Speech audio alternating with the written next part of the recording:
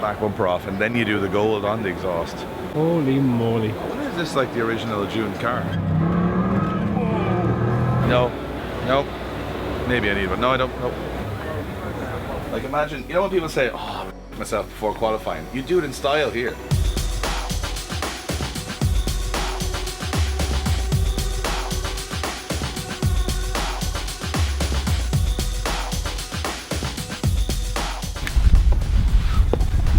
What's up, guys, and welcome to today's video. We are here in Birmingham because we got a lot to do in this video. We're here at Driftworks to pick up some parts and check out some cars, and we're heading to the Autosport International. Action-packed video, let's get to it. This may seem like an unassuming black door, but in behind this door are some of the craziest cars in the UK, built by the magician Phil Morisson from Driftworks. We've been here before, but every time we come we gotta go check him out, so I don't know what's in here, but it's gonna be interesting.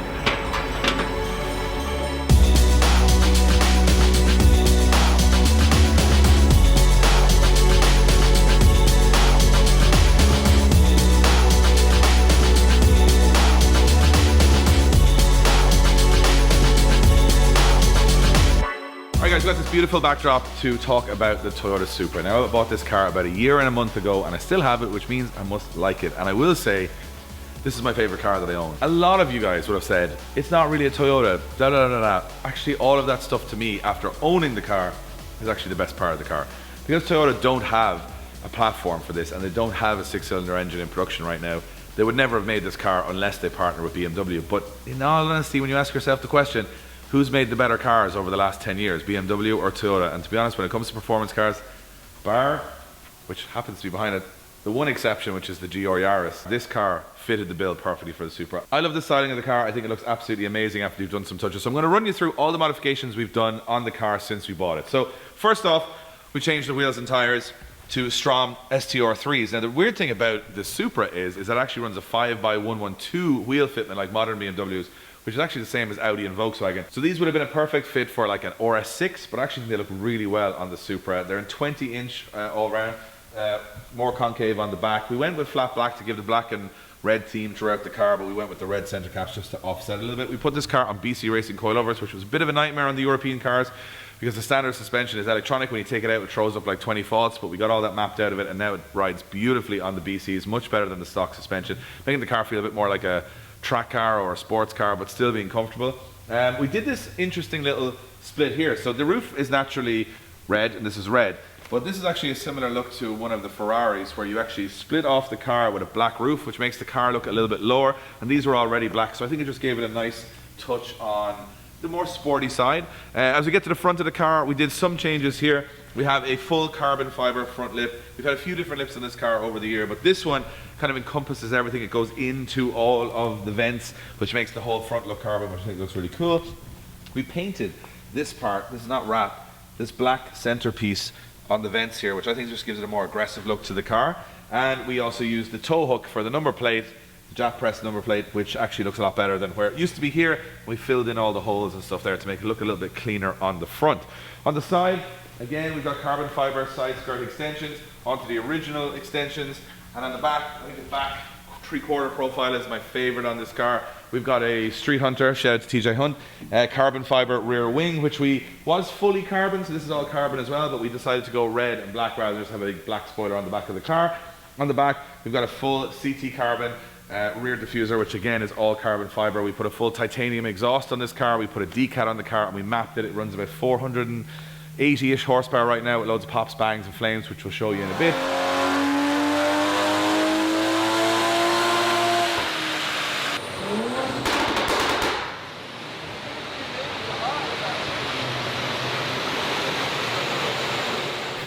On the inside, it's completely stock, bar some extra carbon bits we put in just to kind of make the interior look a little bit more high class. And that's pretty much it. Other than lowering it, widening it, putting a little bit of stance on it, I think we kind of wanted to go with the look on this, that it was like a TRD special edition Supra. Even though it's the highest spec GR 3-litre, it is, in my opinion, a much more aggressive looking car than the stock car. And I think it actually, we were talking about doing more to this car, but it actually looks pretty good as it is. I drive this car every day. It gets over all the speed bumps.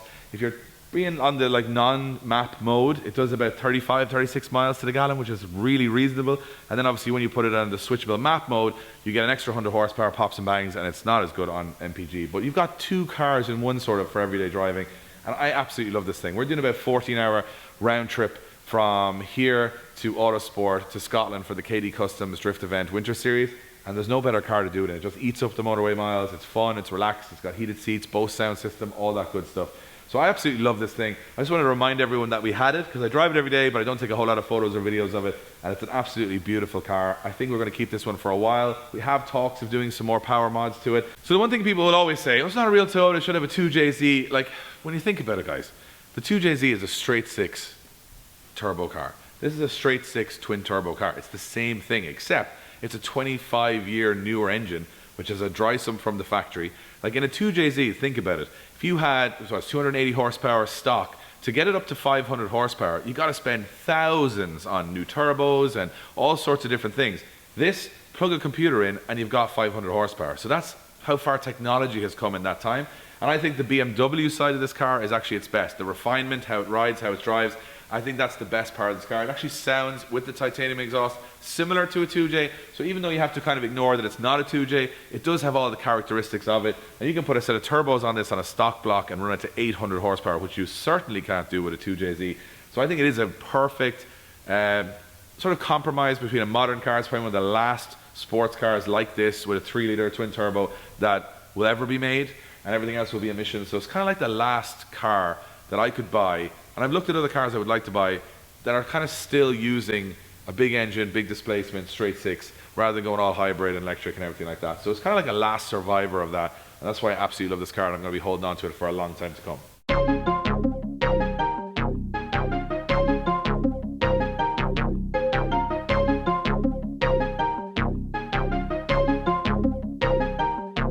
Alright, so you're not going to let me finish this video without showing you some of the cars that are in here. This is Phil and his friend's personal collection of cars. It's like the coolest garage in the whole of the UK, in my opinion. Right here, going with the early Ralph Welth Porsches. This car was built in Japan, and it's sort of before all the bolt and cut fenders kind of came in, but it is a proper RWB. It's a turbo engine. I'm not going to have all the specs on these because we go on forever, but it's beautiful. Phil drove this in Japan, then imported it into the UK, and it's getting a lot of work done. The famous DW86. The big V8 Corolla on 18-inch wheels, custom flares. You guys have seen that compete over many years. It's still working and running. Vertex kitted SR20 practice car that Phil uses. This is a BMW with a V10. So a V10 engine into a BMW, but hopefully we can get into this and pop the bonnet because I want to show you guys the manifold. Brace yourselves for the craziest manifold I think I've ever seen in my life. Wow. Isn't that just outrageous? So that's a V10 equal length header or manifold. You don't want to know how much it costs, you don't want to know how hard it is to get it, but that is an absolute work of art. Next up we got a Mustang, just a normal Mustang, right? Well no, this one has 800 wheel horsepower. It is just supposed to look like an absolute sleeper, which it does. Jay from Driftworks built this himself. It's just a nuts car. GR Yaris. We got Starkey's S15, which one is my favorite S15s. It built SR20, super stance. This car is only on air cup, so that is static ride height. Vertex kitted, it looks amazing. We have got this Toyota, which I think is an early Hilux. It is an early Hilux, and this car runs an MX-5 1.8 engine, which is also a drift car as well. Figure that out, you don't need to get stranger. This was a late internet buy one night after a few beers for Phil. It's a 64 Impala, which looks absolutely incredible. It's on air suspension and all that good stuff. And we can't ignore the crown jewel of the collection, which is this Lamborghini Murcielago, which has had the full GT kit from a Le Mans race car retrofitted onto a road car. And think about how difficult that is, because this has Lamborghini doors, because it's a Lamborghini, but the race car doesn't, so it's all been custom made, 3 years build. You guys go out to Driftworks, check the whole build on that. It goes on a long way, but it's well worth it. It's got like trumpets in the back, it's got just incredible workmanship put into this car. It's one of the most special Lamborghinis in the world. And the great thing is, a lot of people might reject Lamborghinis on our channel and don't like supercars. This is a modified car. This is not just a Lamborghini. This is a guy who's into drifting. If he could build a Lamborghini, this is what it looks like, and it looks incredible. And we have a GT3 Porsche in bright blue as well. So the reason we're here at Driftworks is not just to look at all these crazy cars and talk about the Supra. We are picking up some parts which the boys have put aside for me inside for future builds, so we'll give you a little teaser of those now.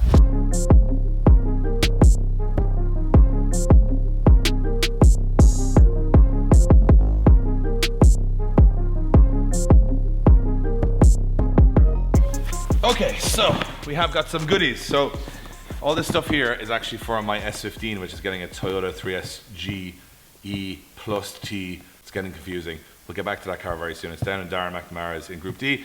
But I needed some suspension for the car. So we have BC Racing coilovers on the car already. And you guys know that we use the FDF angle kits for all of our drift cars, but I didn't really need an angle kit on the car because it pushes the wheels out too far. So I just needed good suspension, which Driftworks do. So in this we have, not little bits, but we've got basically, I won't show you them all, but we've got nice black front arms, rear arms, everything, every stock arm on the car essentially will be replaced, which means that we can adjust it for camber, for alignment, things like that. The stock adjustment is pretty rubbish, and these give you all of the adjustment, make the car ride a lot better, but especially with the modified car. And you've got custom wheels, and we're going to put some DSO5s on that. I want to run aggressive offsets. The car doesn't like aggressive offsets, so I need to do a little bit of camber. So these are going to be absolutely perfect for that. So we got like front toe arms, rear toe arms, camber arms, all that good stuff. And this is what I really wanted to get, which because we had a fancy steering wheel in the car, it was actually, the car was a little too subtle for it, I think. So what I wanted to do was get one of these wheels, which I've never bought before, but I've always wanted. So I decided on the S15 to treat myself to an actual Nardi wheel. So we have got this pretty simple style, classic style Nardi deep dish, because I've got long legs and S15s are quite small. And we've got a nice little official Nardi horn button. So that is pretty much going to smarten up the interior with our option seats and a couple of other nice goodies we've got going on in there. And Jimmy Oakes gave me a whole center console to go from automatic to manual on the dash, so it's going to look very tidy. That video is coming up very soon. Can't wait to get stuck into the S15. I was going to leave the video here, but next door to Driftworks is a place called DynoTorque, where Craig does mental engine conversions, and it's a dangerous place to go when you're like me and you like projects, but I think just to make this video even longer and more drawn out, we have to go there if we're so close. So we're here with Craig. Hello, Craig. Hello, how you doing? You build a lot of crazy cars in this little workshop in the middle of Birmingham. Said, while we're here, we'll come in and see what you're working on, because it's always kind of interesting, different stuff, right? Yeah. The main thing is the V8, as you can see. So this is an LS going into a RX-7? Yeah, this is one we did about 15, 18 years ago. We're just basically going through doing stuff better, you know. How long did you say this conversion was on? 17 years. Yeah. 17 years? 17 years, yeah. And it's still going? Yeah, yeah. I mean, I've done about 89 LS swaps now. Wow. So I've done about 17 RX-7s. Done a few RX-8s. That's my RX-8 track car. That's my Aston in the corner, which has got the LT4 and supercharged Corvette motor. Let's have a look at that. It's a V8 Vantage, which got a supercharged LT4, so like the latest generation Corvette engine. But it's got a whole Corvette drivetrain because they're both transaxle. T56 in, torque tube, basically all Corvette. And so Advantage, obviously the V8 in the Aston is not the most powerful. To be honest, I had that engine in an E92 M3, which was great, but I get bored. I just want, you know, life to change. I have the engine, want to put it in something rather than I've got the car, I want to put. No, people thought it was mental to find a running, driving car. I drove around for about a month as it was, and then took it out, and you know, and it's a risk because you know I didn't know if it fitted. Does this get an LS as well? This is having a LT with a 10-speed. Another shop had started converting and wasn't very good. This shape is getting very cool now because it's very boxy, old school. Yeah, yeah.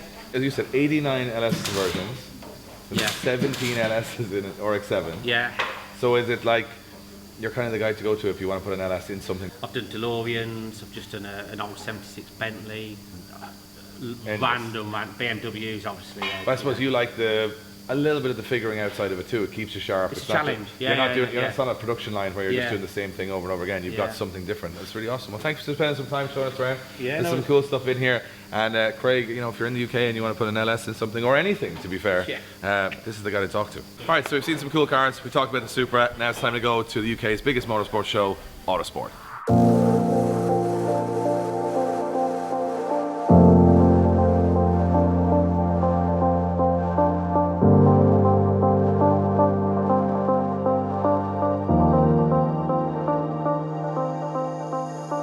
We finally made it to Autosport here in Birmingham, and it is the sort of a trade show for all of the racing cars and the racing people. So we're going to try and catch up with old and new friends, and we're going to do a quick flashy run through of anything cool we see, so it's not too long and not too boring for you guys. Let's go.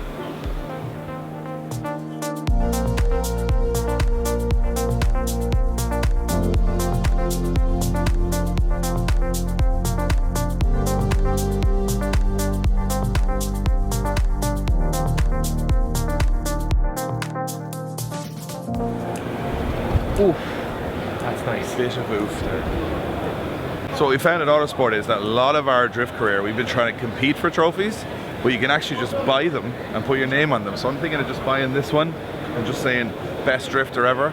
I think I wouldn't go too, like, it's got to be subtle. You know what I mean? You don't want something too big. Oh, like, yeah, something like this maybe, you know? I'm going to say that Pele gave me this for winning a drift championship. Casual NSX time attack race car with anime graphics. Come here, look at this scoop. Love a good scoop. I'm thinking about, I might put a scoop like that on the Corvette. There's nothing for it to cool, but just, it looks cool. Engine in the front, scoop in the back, channeling the air, just nowhere at all, it just looks cool. People will be confused, and maybe that might give me an edge.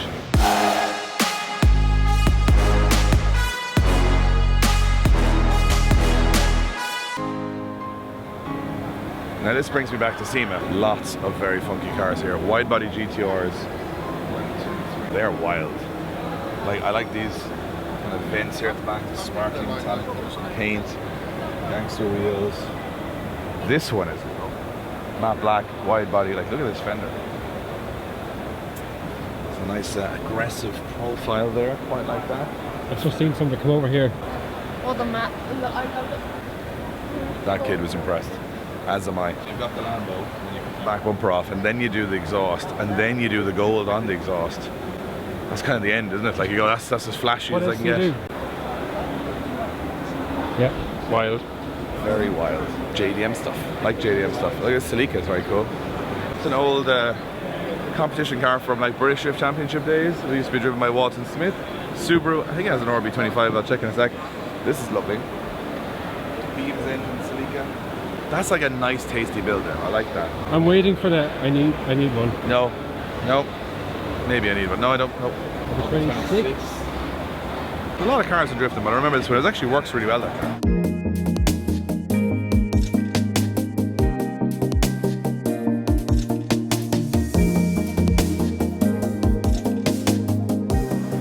It's a rare selection of GTRs, or if you're from the north of England, a GTR. Holy moly. I wonder if this is like the original June car. I don't know, but it looks quite like it. Very, very cool. Very strange.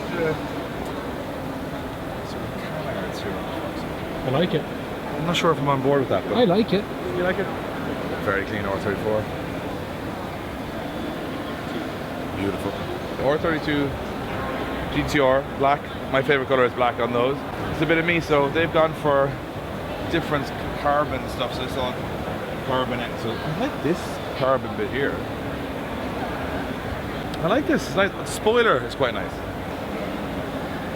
More carbon. It's like a carbon kind of Liberty Walk style. This kind of all comes together quite well. I'm not sure, in my opinion, if carbon suits the older cars as much as it does the more modern 90s and 2000s stuff, but well executed.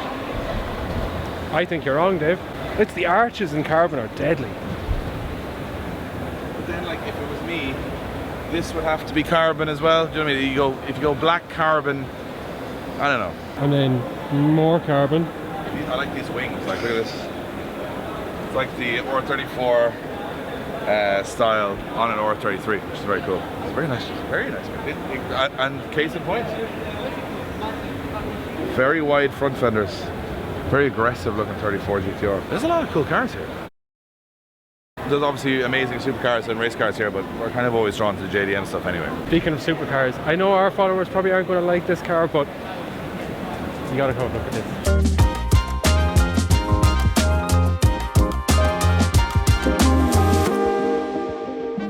Now.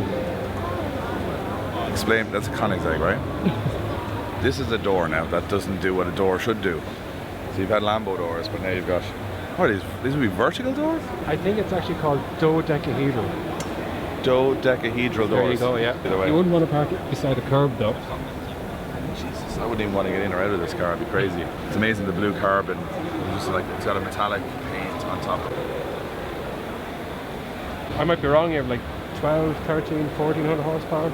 I don't even know what I'm looking at. There's a radiator here, but I don't know for what. Big old tyre down. Imagine getting on to Sean in the tyre box and trying to order one of them. I don't think you'd have a problem. What? Yeah, he'd probably have it in stock. 3, 4, 5. Wouldn't be much use for drifting now. It'd be fairly expensive for a couple of laps and that.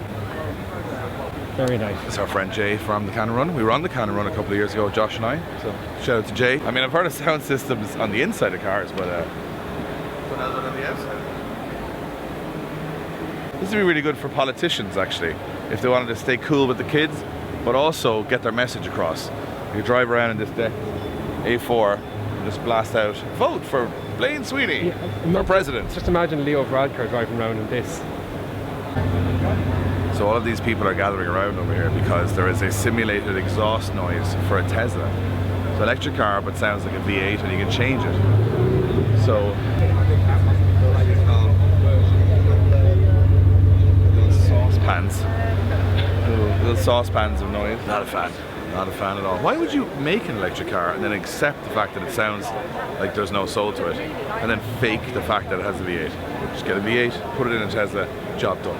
So guys, big exclusive for Autosport. You guys know we're sending the Corvette down to Group D for a complete overhaul. Well, here it is. That was pretty quick. Darren did a great job, in my opinion. I think the car looks absolutely sensational. I'm joking, but this is not far off the direction we're going, so stay tuned for that. This Ken Mary is just unbelievable. Looks really, really nice. That's very good. One of my, like, this and the Hakasoko for me are like, they're so expensive now, but they're right up there as like dream cars. Come over and have a look at this, the license plate on this car. Which one? This. Supra 34? That's big money. That's going to be expensive. And in yellow as well. Or, did they make the R34 GTR in yellow? Or is this a respray? I'm not sure. I think they probably did. This is a ground up, every nut and bolt changed job. So this is a full restoration. Full total. Let me know in the comments, did they make an R34 GTR? I could probably Google this, but I'm not going to let you guys do it because I'm lazy. So did they make an R34 GTR in yellow, or is this a respray in yellow? So let me know. For our American viewers, this is Ricky Rudd's NASCAR. The old drag racing car. Steering wheel is almost like Jesus handles. So you gotta be like, ah. And then watch the scale. Go back to the back wheel.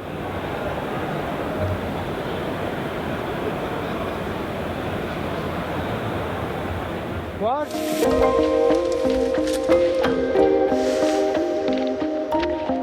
Our friend Bagsy's cars are here at the Navara. And last time I saw this, he was getting pulled over by the police in Nace for too much pops and bangs on the night out after the LZ festival. So we hopefully doing laps of the town. I think we need a new race truck or a new combination. You know, the best thing about Autosport is going around looking at stuff that you absolutely cannot afford, but kind of pretending you can. So I'm just going to go look at massive race trailers. I can't even get it all in the one shot. Need a wide angle lens for this one, Blaine. Wow, okay. What's up, MTV Cribs? Welcome to my new race truck. This is way too nice for us. We could never have anything like This is nicer than my home. Look at the space. I think our hotel room has a smaller bathroom than this. Like, imagine, you know when people say, oh, I myself before qualifying, you do it in style here. You'd literally be like, it was absolutely fine, just had a shower, had a little poo, went to get qualified. I might just make myself a sandwich. Just wash, I wouldn't wash the dishes, let's be honest. And go back to bed after qualifying, imagine that. I just do qualifying and then I go back to bed, and then you can go for another sleep, wake up for the battles, rested. That's why these drivers who have these have such an advantage, is that they're so well rested. Wayne would love this. This would be a bit Wayne now. Although he'd still have the Baby Shark, probably horn and fitted and ruined the whole classiness of it, but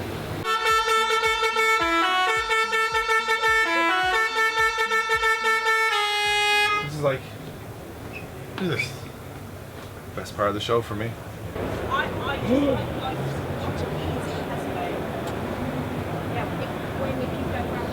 There you go. Do you know what? That would be alright. I can take that. There's far too many decimals on that now for us.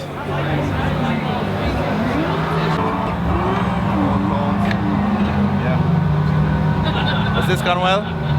It's just like real Mondello. I've never seen anybody roll the car in the sim. No. We're here at the Digital Motorsport stand. Digital Motorsport actually grew up like us in Mondello Park in an office just beside us. They still have their office there, but now they're a huge company that sells sim parts all over the world, and they are giving Blaine a first test on a simulator that is like 22 or 23,000 euro, the bee's knees, and of course he's picked an easy track, the Nürburgring, so we're going to see what he thinks.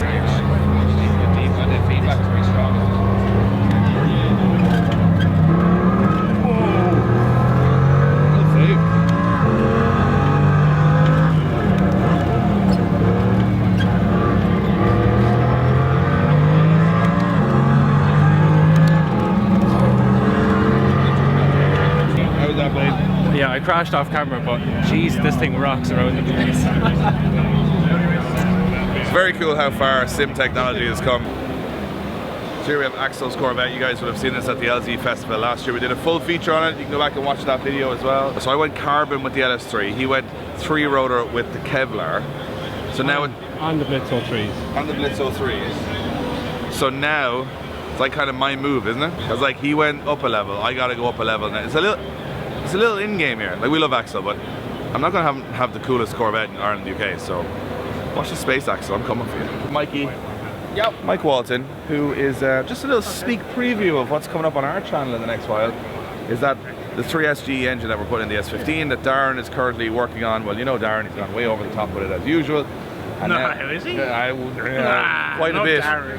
So we are getting a very beautiful manifold for it like this, which, Mike, this is like a work of art. Thank you. I feel they're a waste putting them in the car and getting them all dirty and screwed up because they just look so nice. Some of them do get to live their lives just on stands like this, and people just get to see them and they don't get. So if you guys want a little teaser of what's coming in the S15, the cheap build that we went starting with, it's starting to look a little bit like this, but I'm excited about it. So I can't wait to get our own. Is it the first 3SG one you've done? Yeah, definitely. Yeah. We're designing it just for you because Darren was like, big deal. We need one for Dave, and I was like, well, it's Dave. And sure, fine, we'll do that. We'll do that. We can do that for Dave. For this face, we can do this. So yeah. So Mikey, thank you. We'll see that in the. It'll be posted to us soon, so we'll get to see it in a future episode. So stay tuned for that. So one of the people we were here to meet this weekend was Link ECU. They are one of our greatest sponsors and people that we've worked with over the last couple of years. We've been working with them now for maybe 5 or 6 years, and every year we come up with some crazy plans and crazy ideas for the content. Well, this year is no different. For 2023, Link ECU are on board with Drift Games, and we are going to be showcasing some of their existing products like the G4X, but also the Voodoo Pro, powered by G5, which is their brand new system. And they said, could we build something crazy and complicated for them to really test the ability of that system? And we've got some plans that we've made today that you guys will see somewhere around the middle of 2023. It's going to be wild.